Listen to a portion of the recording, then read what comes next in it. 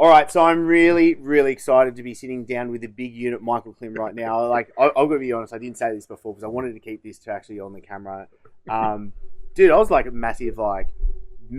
You're a hero to me. Oh, I remember seeing you, obviously Olympic Games, Commonwealth Games, like just crushing it, and now seeing you transition into a great father, a great businessman. You're a great dude. And so I was like coming here, I was really trying to nut out what questions, like where do I want to take this? Just from a complete selfish point of view, being able to kind of like dig out what's going on with you. So, dude, thank you so much for taking the time. Thanks for this opportunity. Awesome.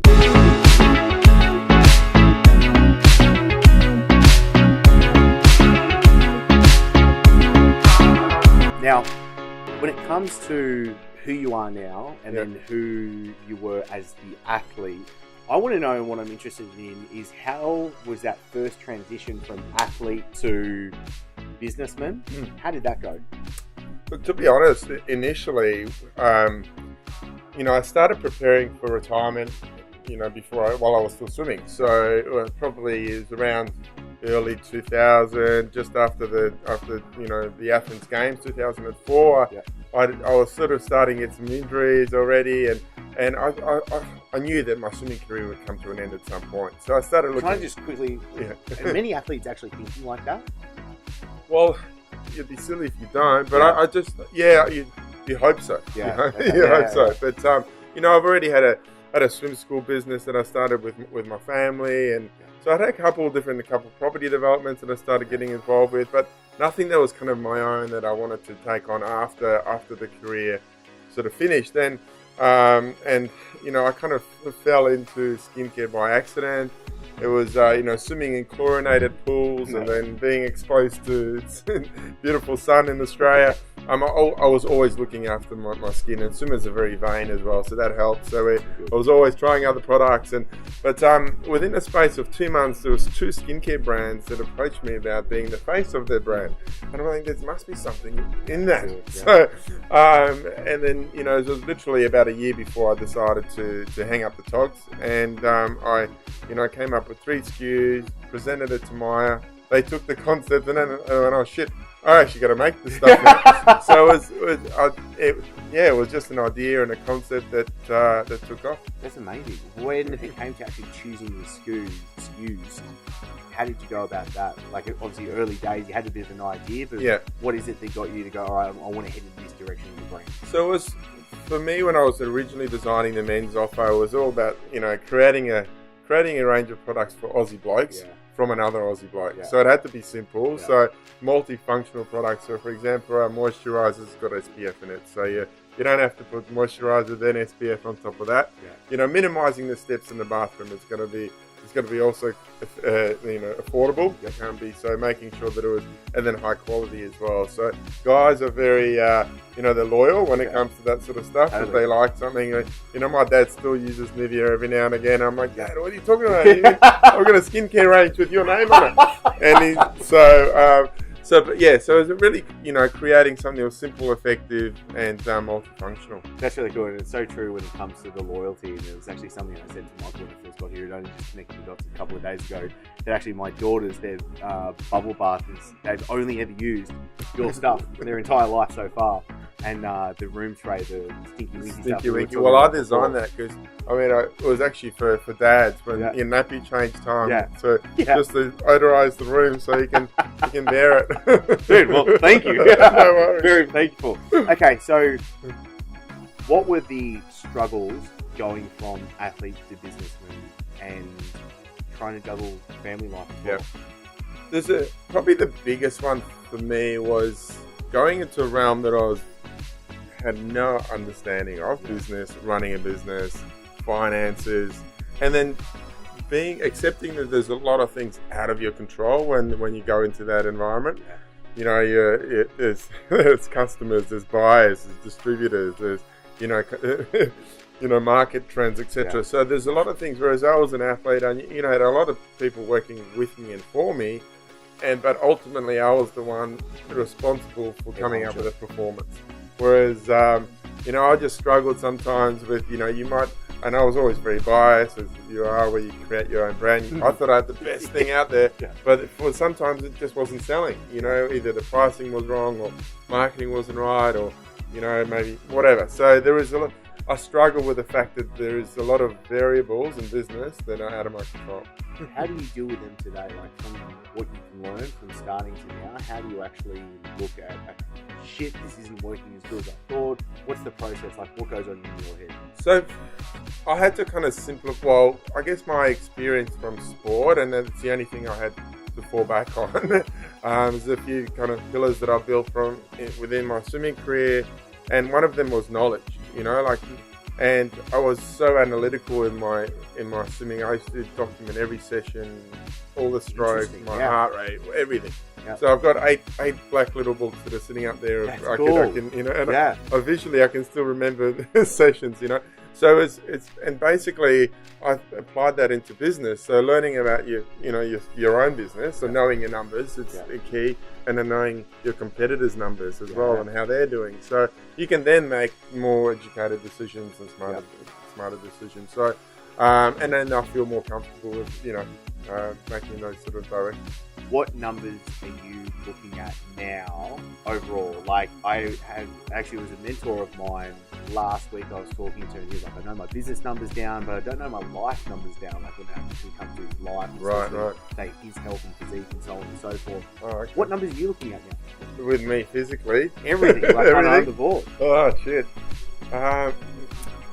Well, that's a very good question. I actually probably look at them differently. I mean, our business has gone through a big transition. We've rebranded men's, women's, and recently the babies range. So, revenue is not always the most important number for us. It's probably the gross profit number that I'm always looking at. Especially in the physical product world, everyone wants to talk about like their revenue, but it's like, hang on, that doesn't really matter. Let's actually look about what's going on. Well, we've actually, our sales probably having increased in the last 18 months, but our GP has gone up quite drastically. Right. So, and that's just good processes, even through different times of change. So, from a business point of view, I look at that.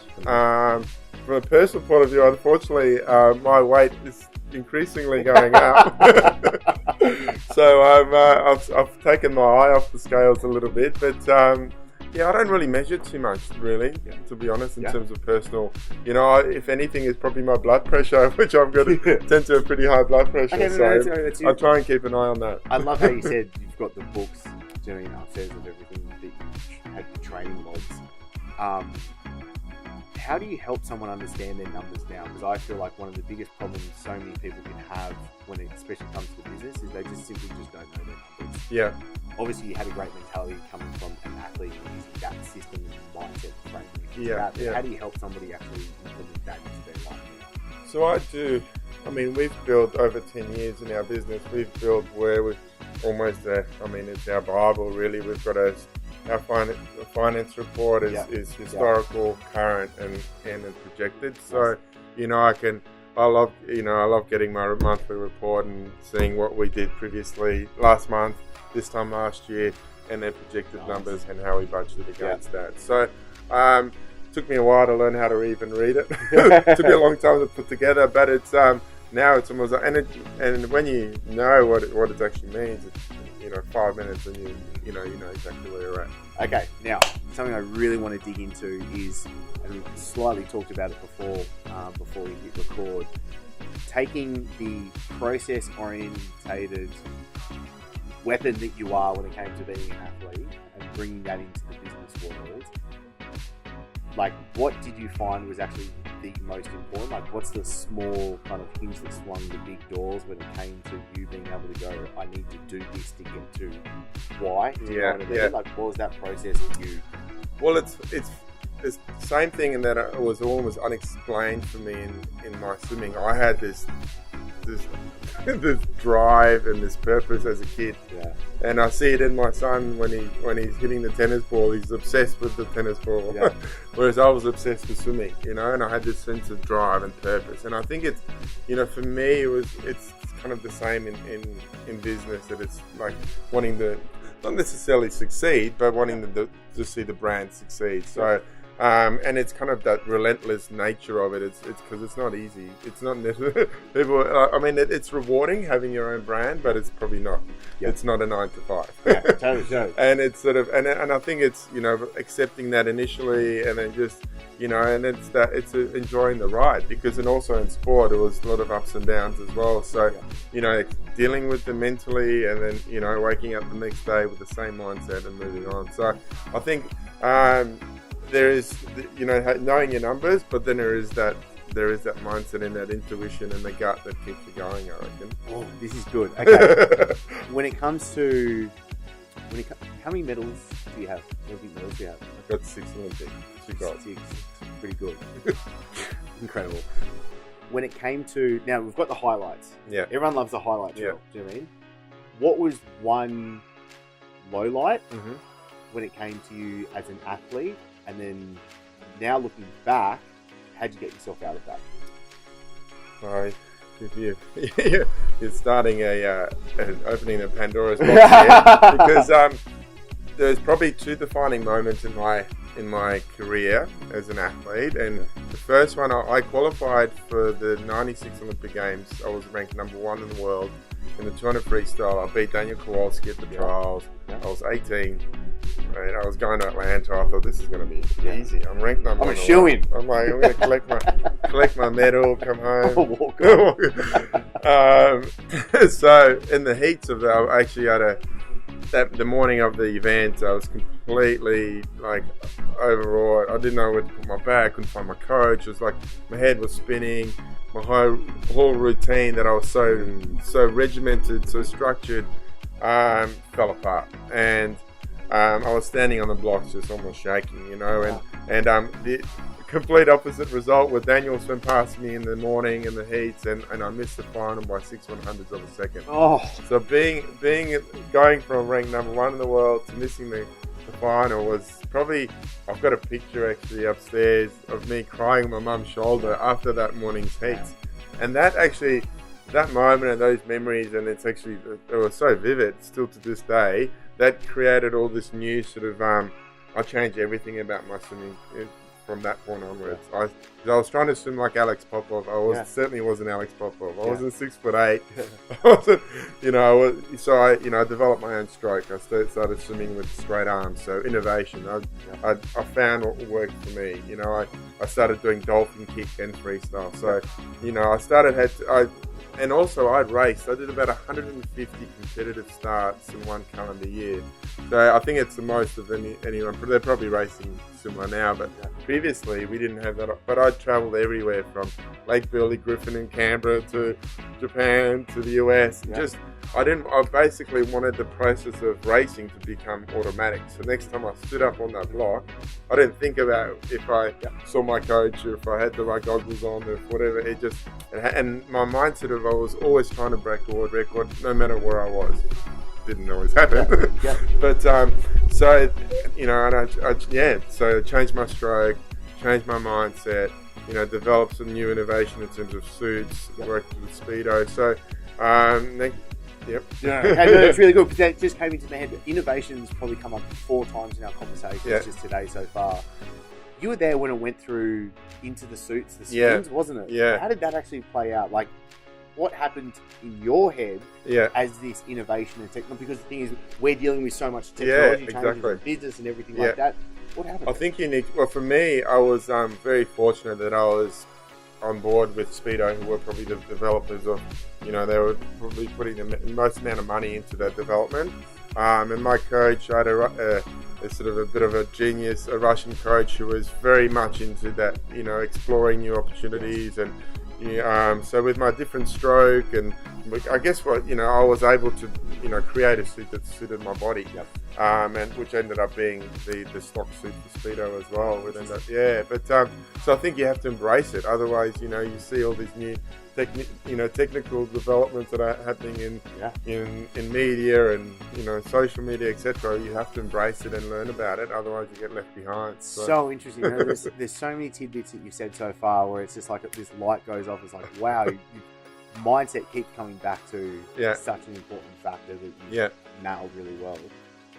If someone's got a, let's call it, shitty mindset, how do you think you can help that person? Like, how is it that you can help the person on the other side tuning in now Yeah.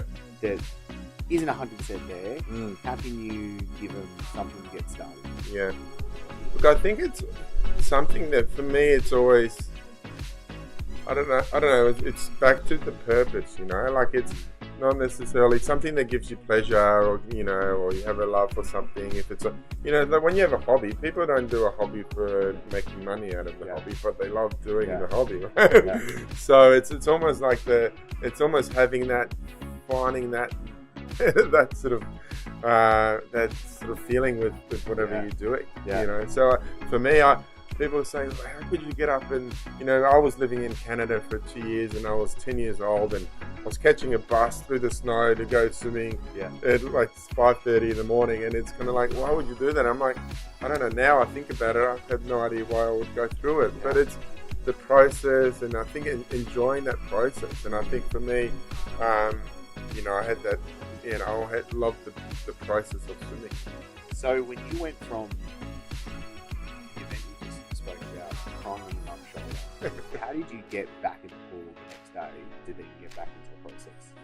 Look, I mean, obviously, I, you know, the meet carried on. I had to swim the B final that evening, and then I swam I ended up making the final in the butterfly. We won the bronze medal in the medley relay at the end of the meet. So, you know, I still had that, you know, the routine that I sort of fell back into. But it wasn't really till after the Olympics that I sort of started implementing a lot of those things. You know, and well, the Olympics were in '96 in August. I broke my first world record in October of '97. So within a year, you can make changes and things happen so quickly. I went from, you know, and in a completely different stroke and in a completely different distance. Dude, that's so interesting. Okay, so let's transfer it over into the business world then. You're doing so well. I love everything, especially with the new branding and everything. I just really like it. What's the low light when it came to the business side of things? Well, definitely, you know, I've gone through probably the very typical evolution within a business where, you know, I sold my house, invested money into it. That ran out, you know, I had to borrow money from Dad. So, you know, we got the business to another level, and then we had private equity inject money into the business to take it to you know, to another level again. And then, you know, again, we weren't probably performing as well as we wanted to. So we got to a stage where I probably couldn't pay wages, you know. So, you know, then cash flow became like not understanding that, and you know, like what, I've got this great brand, I've got this great offer, selling through 3,000 doors around, you know, internationally, but how come we're not making any money? So that, it was really frustrating not being able to, you know, and it's your staff are the most important thing in your business, so not being able to pay wages was pretty daunting. You know, I was prepared not to take the wages, I didn't for a long time, but that was probably, you know, seeing those guys walk in and out the door and knowing that potentially may not be able to pay them the following day, it was really hard. I really appreciate that. No, that's hard. So how do you go from, again, bringing that mindset, process orientated, how do you bring yourself back in the next day and being like, all right, what do we need to do? We made some really tough decisions where we, you know, started everything, people were chipping in. You know, people took wage cuts, you know, what expenditure, we reduced everything, some people had to go, but it was really, you have to make those decisions, and, you know, we came out of it, and, we're still here. We're still here. Dream come true scenario, if I gave you a magic wand, you wave it, what's the brand, what's the future looking like for you? Do you mean 2, 5, 10 plus years? Yeah, I think, you know, for us, we've made a really good progression in the last 18 months in entering the Asian market, especially China. Yep. So I think I would love to see the brand being embraced even more in that market. It resonates so well because obviously the Australian sort of slightly aspirational outdoor healthy living lifestyle has been it's been projected through our team over there, and it's being really well received. So hopefully I want to see that keep growing, and you know, for me, I've always believed, and this is still my my ultimate goal, that, you know, Klim and Milk & Co will be the household brand within every Australian home. So, you know, especially well, when it is in comes mine. I didn't even know you. So bloody hell. So it's, you know, like with it, yeah, we're getting there, and we've got great partners on board through, you know, Chemist Warehouse and Woolworths and Coles. So it's sort of, you know, trying to be in every Aussie home is my goal. That's awesome. Okay, I love that. What do you define as success? I think for me, it's a really good sense of balance, because and then also being, you know, and I struggle with this all the time, you know, and it's almost being present. Like the clearer my mind is, the, you know, that's the more the feel I'm achieving success, because it's sort of, you know, I've got 3 kids and they're all different ages, quite demanding at times, but it's but they give me so much. But it's sort of like, you know, when the business isn't quite always, you know, I'm always trying to make sure that when I'm with them, I'm 100% present with them, and also when I'm doing business, I'm also 100% present doing business. I think, you know, something that I'm doing and I'm working on personally is lifestyle optimization. So it's really about creating, you know, if it's health and wellness, you know, looking after yourself, because then the better, you know, personally you are, you know, you're a better dad, better person in the office, and, you know, a better friend, better colleague, etc. So I think that lifestyle optimization of, you know, it's about making sure there is a creative aspect to it, physical aspect to it, mindfulness. Mindfulness is something that, you know, I'll probably, everyone's got a different way of doing mindfulness, and, you know, I've realized that I've been doing mindfulness my entire life because swimming is so meditative. We're in a completely different medium where, you know, our sensory is completely thrown out. So I swim now as a mindfulness practice, but yeah, so just finding that balance of all different dimensions of wellness. So I would, you can do your own little chart at home, but I think that's something that it's probably, if, you know, it's not necessarily numbers that I measure myself on. It's how that balance circle looks like. If it's a star, it's a bit wonky. Yeah, exactly. So what happens? God, I could go for days. I'll try and wrap this up. I'll try my very We're going to do episode 2 next time. When you get out of balance, what's the first thing that you want to go to bring yourself back? For me, it's definitely exercise, because that clears my head to then.